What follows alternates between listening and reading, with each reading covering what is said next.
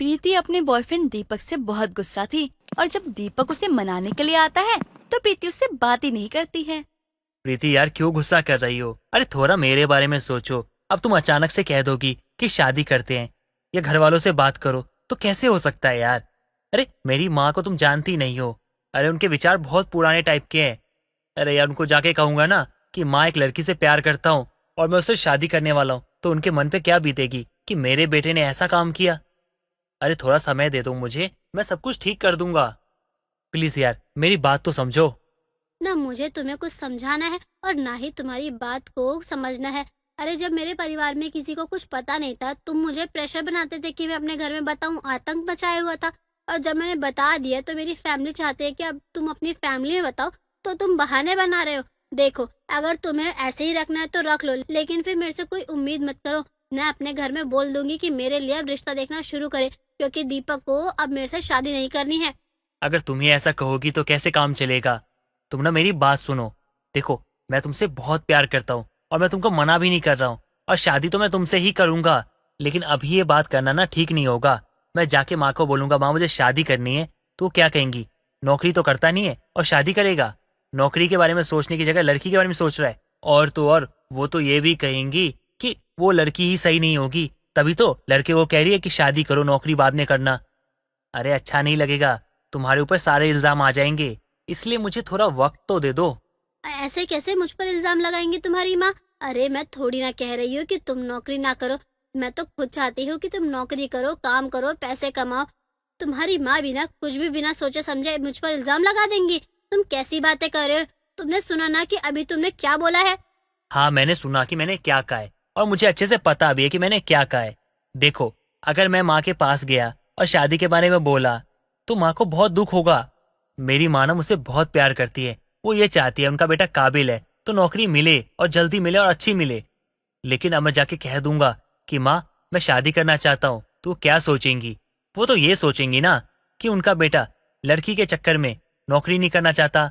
और तो और, सारा इल्जाम ना तुम्हारे ऊपर लगेगा जो मैं नौकरी नहीं कर रहा हूँ। और आगे जाके मुझे नौकरी नहीं मिली ना, तब भी तुम्हें ताने सुनने को मिलेंगे। इसलिए कह रहा हूँ, पहले नौकरी लग जाने दो, उसके बाद मैं बात करता हूँ। ठीक है, अगर तुम इतना कह रहे हो तो मैं तुम्हारी बात मान लेती हूँ। वो भी इसीलिए क्योंकि तुम्हारी माँ हम दोनों के बारे में कुछ गलत ना सोचे। हमारे प्यार की वजह से तुम्हारी माँ या हमारी इमेज ना खराब हो, बस इसीलिए मैं छोड़ रही हूँ। लेकिन अब तुम्हारे पास सिर्फ 15 दिन का समय है। 15 दिन के अंदर अंदर जॉब ढूंढो और अपने घर में मेरे बारे में बात करो। अगर नहीं बात करी तो मैं अब अपने घर वालों से बोल दूंगी कि मेरे लिए रिश्ता देखना शुरू करे, क्योंकि अब हमारी शादी नहीं हो सकती। थैंक यू सो मच प्रीति, तुम सच में बहुत अच्छी हो। तुमने मेरा इतना साथ दिया। बस 15 दिन की बात है, उसके बाद नौकरी ढूंढकर मैं माँ से बात करता हूँ। दीपक अब नौकरी ढूंढने के लिए लग जाता है। इतनी मेहनत के बाद दीपक को नौकरी मिल जाती है और नौकरी के 2-3 दिन बाद ही दीपक प्रीति को अपने घर लेकर जाता है और अपने घर वालों से मिलवा देता है। दीपक की माँ अनीता काफी मना करती है इस रिश्ते के लिए, लेकिन दीपक है कि मानता ही नहीं है, क्योंकि दीपक प्रीति से सच्चा प्यार करता था। इसलिए वो अपनी माँ को मना लेता है और बच्चों की खुशी के आगे अनीता कुछ नहीं कहती है और हाँ कर देती है। कुछ दिनों बाद ही शुभ मुहूर्त देखकर सभी दीपक और प्रीति की शादी कर देते हैं। प्रीति शादी करने के बाद अपने ससुराल आ जाती है। ससुराल आने के बाद प्रीति अकेले ही सब कुछ संभाल रही होती है। ये सब देखकर अनीता को काफी अच्छा लगता है। ऐसे ही दिन बीतते हैं और एक दिन रात के समय प्रीति को काफी प्यास लगती है। उसकी नींद खुल जाती है। पता नहीं क्यों मैं यहाँ पर पानी लेकर नहीं बैठी। अब इतनी प्यास लग रही है और आधी रात में नींद तोड़कर मैं वहां पर पानी लेने जाऊं। पानी लेने तो जाना ही पड़ेगा, और करूंगी भी क्या, प्यास जो लगी है इतनी। प्रीति वहाँ से पानी लेने के लिए चली जाती है, लेकिन तभी प्रीति की नजर अपनी सास के कमरे पे पड़ती है, जहाँ अनीता आराम से बैठी हुई थी। ये देखकर प्रीति अपने सास के कमरे में जाती है और अपनी सास से कहती है, अरे माँ जी, आप रात में जाग कर क्या कर रही है? आपको नींद नहीं आ रही है क्या? मुझे बताया क्यों नहीं? मैं आपके कमरे में ही सो जाती। आप यहाँ अकेले बैठकर बोर हो रही है। माँ जी, आप ऐसे क्यों जाग रही है वैसे? बहू, ये तो मेरा रोज का है। मुझे रात में नींद नहीं आती। खैर तू बता, तू यहाँ पर क्या कर रही है? तू मुझे देखने आई थी क्या यहाँ पर कि मैं सो रही हूँ कि नहीं? नहीं माँ जी, वो तो मुझे बहुत प्यास लगी थी, इसीलिए मैं पानी लेने जा रही थी। तभी आपके कमरे पर नजर पड़ी और जहाँ लाइट जल रही थी तो मैंने सोचा एक बार देख लेती हूँ।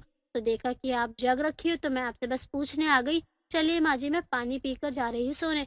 प्रीति इतना बोल के वहाँ से चली जाती है, लेकिन प्रीति को ये नहीं पता था कि उसकी सास ये रोज किया करती है, रात में जागती रहती है। ऐसे ही कई दिन निकल जाते हैं। प्रीति को सबके साथ रहने की आदत पड़ गई थी, क्योंकि उसने कई बार नोटिस किया था अपनी सास को रात में जागते हुए। एक रात अनीता को जब नींद नहीं आ रही होती है, तो वो अपने बेटा बहू के कमरे में जाती है और उन दोनों को उठाते हुए कहती है, अरे यहाँ मुझे नींद नहीं आ रही है और तुम दोनों आराम से सो रहे हो। अरे उठ जाओ और मुझे बताओ कि मैं क्या करूं जिससे मुझे नींद आ जाए। माँ जी, आपको नींद नहीं आ रही तो इसका मतलब ये थोड़ी ना है कि हमारी भी नींद खराब करे। अरे मुझे बहुत जोर से नींद आ रही है। आपको तो पता है कि आज कितना काम था, ऊपर से आपके कुछ दोस्त घर पर आ गए थे, उनके लिए भी खाना बनाया, नाश्ता बनाया।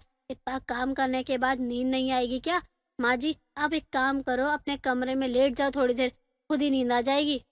बहू, मैं इतनी देर से अपने कमरे में लेटी हुई थी पर मुझे नींद ही नहीं आ रही और ना ही मेरी आंख बंद हो रही है, इसलिए मैं यहाँ पर आ गई। दोनों उठ जाओ और मेरे साथ चलो, वरना मैं ऐसी जागती रहूंगी पागलों की तरह। या बहू, तू ही चल मेरे साथ। अरे प्रीति, चली जाओ ना यार माँ के साथ और जाके सो जाओ उनके साथ ही। मुझे सोने दो यार, माँ यहाँ रही ना तो तुम सो ना सो, लेकिन मैं नहीं सो पाऊंगा। इसलिए तुम लोग जाओ, आराम से जाओ। मुझे बहुत जोरों की नींद आ रही है, मैं तो सोऊंगा। और मुझे ऑफिस भी तो जाना है यार, थोड़ा तो समझो। जाओ ना, मुझे सोने दो चैन से।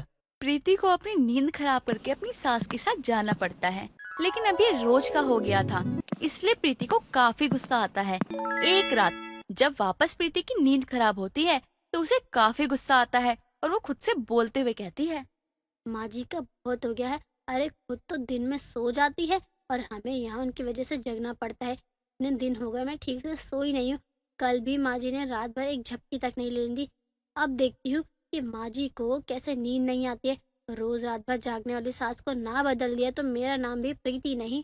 प्रीति अगली सुबह से ही अपनी सास को कुछ न कुछ काम पकड़ाने लग जाती है, जो उसकी सास को पसंद नहीं था। अनीता को 1 मिनट का भी टाइम नहीं मिल रहा था कि वो जाकर सो सके। शाम तक अनीता का शरीर पूरा दुखने लगता है और बिना खाना पीना खाए ही सो जाती है। अब प्रीति अपनी सास के कमरे में जाती है तो देखती है कि उसकी सास सो गई है। प्रीति को काफी खुशी होती है और वो खुद से कहती है, अब आया ना ऊंट पहाड़ के नीचे।